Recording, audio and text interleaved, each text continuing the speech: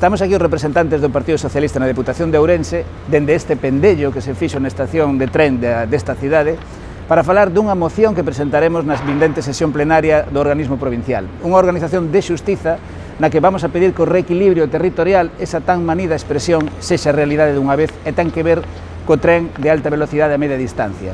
Estamos falando dun tren que se puxo en funcionamento a finais de 2011 e que acumula máis ou menos en torno a 500.000 persoas, tendo en conta a liña Ourense-Santiago e Ourense-Santiago-Coruña.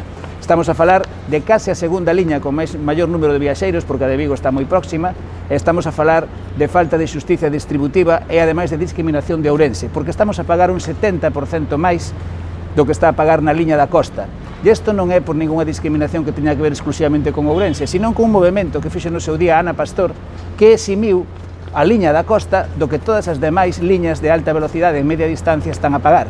E fixo porque mantivo o que era o custe da media distancia sen alta velocidade. Hoxe o Goberno do Estado non pode facer o mesmo, porque o mesmo sería discriminar a todo o Estado con respecto ás tarifas que ten que aplicar na media distancia e alta velocidade. Por iso nos pedimos unha medida realista. Imos a propoñer unha medida na mesma liña que Castela e León, que precisamente que as súas capitais na conexión da media velocidade e alta velocidade con Madrid, o que fai é bonificalo para que teñan un custe máis asumible. Ourense, a provincia de renda máis baixa de toda Galicia, ten ahora mismo un 70% máis caro o billete na alta velocidade e media distancia. Por lo tanto, nos vamos pedirlle á Xunta que faga o mesmo esforzo que fai Castela e León. Vamos pedirlle tamén ao Estado que colabore con elo e vamos pedirlle a Renfe, ademais, que restaure todas as frecuencias perdidas durante a pandemia.